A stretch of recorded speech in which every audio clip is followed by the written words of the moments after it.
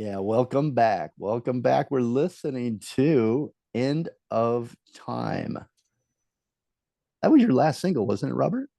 It was released. Is it End of Time? Yeah, I don't know if it was released Or as a just video. highlighted really well. It Yeah, was okay. released As a as a video. video. Yeah. Okay. There's a great song too. Thank So you. they're all great. And I don't say that often. I really do mean it. This is a great. It's 10 songs. I mean, where do you get an album all put together in 10 songs anymore? It's just beautiful. Forevermore. It's produced by Oscar-winning songwriter John DiNicola. So I'm going to just kind of skip forward here to because we're talking. You're going to be touring with Patricia Vonne. I'll kind of jump forward. Mhm. In 1996, the band we were talking about before the break disbanded, and you moved on and met or reunited, I guess, or I'm not sure how it happened, but you became the lead guitarist and co-writer for Patricia Vonne, who lives in Austin, Texas. How did you guys reconnect, or had you always been in? And We stayed connected from the night we met, and that was June 17th, 1990.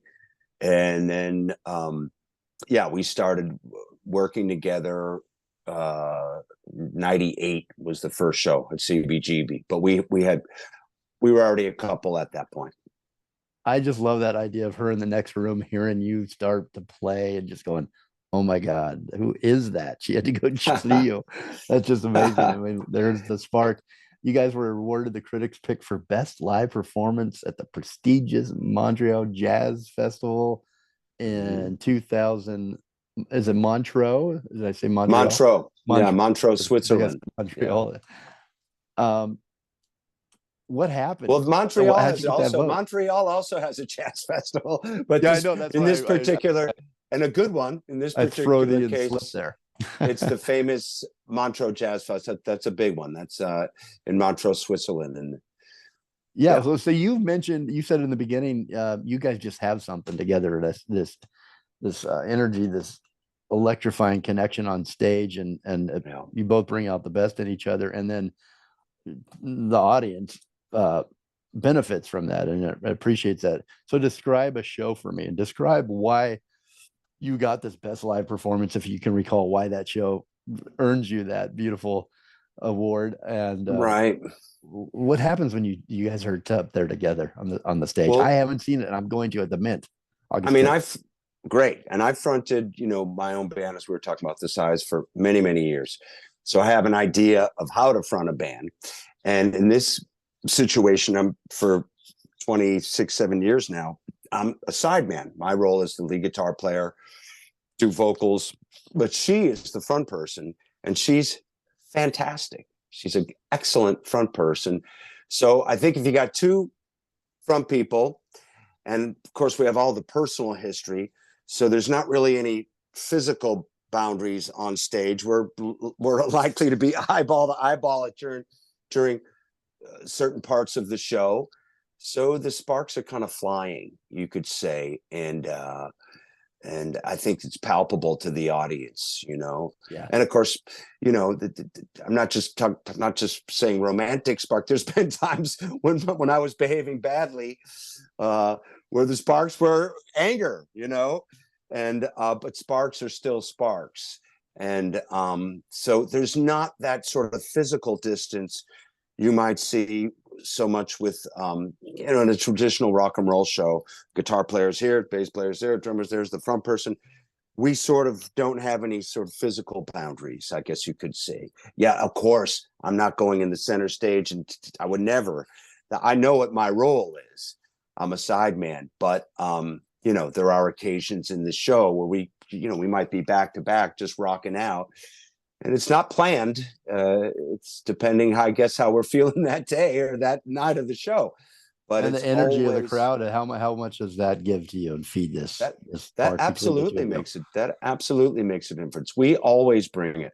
We always bring 100%, and generally speaking, the crowd responds to that.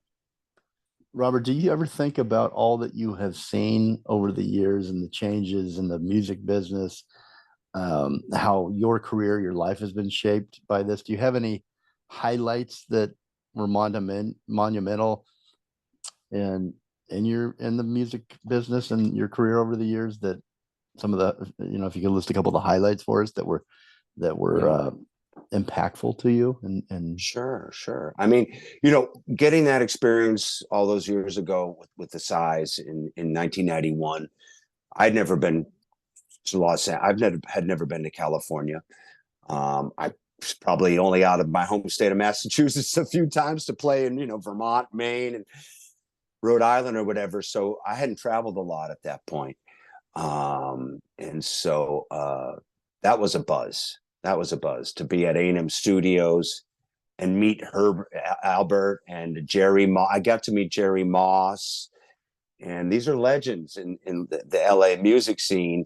And just to be recording we recorded at Studio A, that's where they did "We Are the World." That my sister was telling me, "Oh, there's a documentary. I haven't seen it. There's a documentary." Supposedly it's great. I haven't seen it either. We got to both check it out. And that's where we recorded in that. Of course, Crazy. It was 7 years later, but something like that. We recorded in Studio A&M, and U2 was mixing a big hit song they had. I can't remember the name of it. One, I want to say, or something like whatever it was around that time.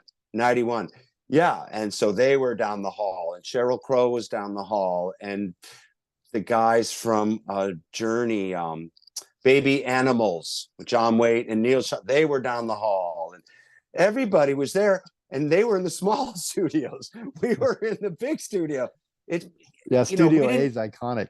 We didn't understand it so much back then. We were just, all we knew was, okay. Isn't that the way? Going on a roll. Appreciate it.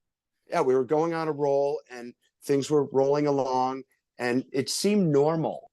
Yeah. But of course, I can look back all these years, it was anything but normal. It was very unusual.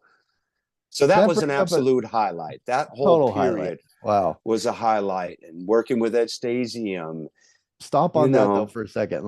About that being a highlight. You're in Studio A. You're in this incredibly iconic studio. I mean, it's probably up there right next to and placed next to Abbey Road, right? Almost. It's that. I suppose so. I mean, I guess. Right? Well, if you Google A&M Studios, Wikipedia, I mean, just look at the records that were recorded there. Mm-hmm. Yeah, our record's not mentioned, by the way, and I understand that. But if you look at some of the big successes they had that were recorded there, so that was the old Charlie Chaplin stage. It was the old Charlie. It was the sound stage. That's what it was. So it was on Sunset in La Brea. It was Charlie Chaplin's sound stage, and the offices. I'm talking about in the 1920s. And when it was built, and then the offices were converted into recording studio, and the sound stage was still used to shoot videos and films, even when we were there in August of 91. Well, you brought something up that I hope I can remember how I wanted to ask you this. It's something that I never have brought. You just brought that to my attention, and I wanted to ask you how you feel about it. But you just said you were in this iconic recording studio, and there's been a lot of milestones in your career. And at the time you were in it, you were in the zone, or you were creating, and you didn't fully appreciate, it doesn't matter which one it was, but one of these situations, you don't fully appreciate it at that moment. And they always say, don't forget to take a minute and go, hey, here, I made it here. Give yourself a minute, right? Go, okay, let me appreciate this moment. But none of us do it, I think. So that you made me think, wow, what if you're not going to, and so you're not supposed to appreciate it fully at that moment, but this conversation, these moments 20 years later, 30 years later, that's what we're supposed to appreciate, is to look back at it and then with some perspective. Right. I'm quite sure I didn't appreciate it then. I wasn't unhappy. The opposite. I was thrilled to be out there. But to actually stop and smell the roses, so to speak, we were just, You're in the we were moment. younger and we just had our foot on the gas all the way. We were about, we partied a lot back in those days. And, of course, So I everybody wonder did if we all have the. it backwards as human beings. I wonder if we have it backwards. Live in the moment and enjoy it then, but you don't think about it. You don't need to sit there and go, okay, in kitchen, you just, what's next? You might feel like Yeah, you peaked yeah, out.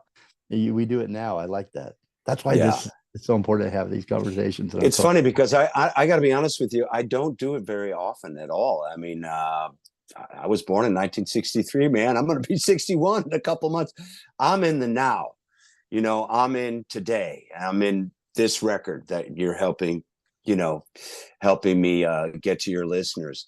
But when I'm in a situation like this and I'm doing a podcast, and of course I enjoy it, it's fun to think about these days. But when I'm not in these situations that you and I are having, I really don't dwell on the past very often. I really don't. I don't listen to the songs, and I don't, relive the stories. I mean, there's so many stories. I could tell you some of them totally inappropriate. I wouldn't be able to repeat. I mean, save it for the after hour but show. they all happened. They all Yeah, happened. I'm sure they did. The I'm sure very that let me tell you. I'm sure you'd I'll get tell you us this. fined by the FCC This if you told them. this story I can tell you. The very first introduction that we had, the welcoming of a new artist coming into A&M Studios lot. They had guys, security, and valet, and they said, "Oh, come on in." And we were in the biggest studio. We had a lockout. We were a customer, right? We were a client, but we were not me personally, but the record company was shelling out pretty big money to be there. So naturally, we were an asset financially to the studio, and naturally we got treated very well. And so they came out, and we met Jerry Moss, and the secretary came out, and some other people in there. Hey, welcome to Hollywood. It was in, it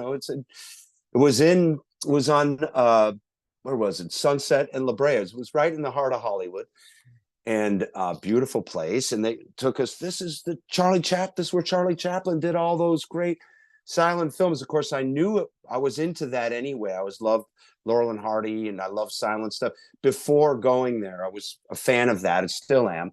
Stuff from the 20s and the 30s, and I was like, wow, I was really interested in that. And I think the guy could see that, so he's like showing me around. And then, this is, I forget what the young lady's name is. This is Jenna.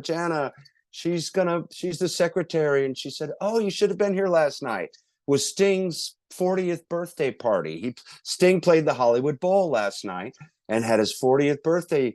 Too bad you guys, we didn't know, of course, but we weren't invited. I don't remember being invited, but I don't remember the exact circumstances, but I do remember this. So she said, yeah, and he's from Newcastle, UK, Newcastle, England, and he loves Newcastle beer. And there's a full keg in the refrigerator, untapped, of Newcastle beer. Would you like us to put that in the lounge of your studio? We're like, yes, please. Imagine. So, I already had a penchant for that kind of lifestyle. So, that kind of set the tone for the sessions, Oh, is it 12 noon? Oh, we'll have a Newcastle brown ale. And, Did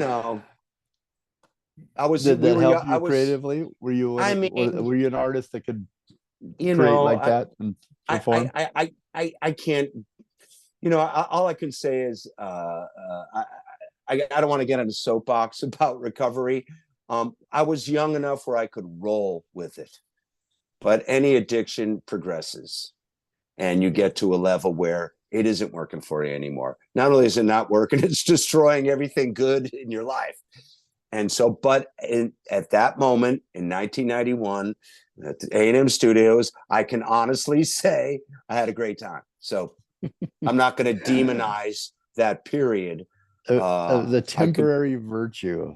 That's what we're going to listen to next. There you go. All right.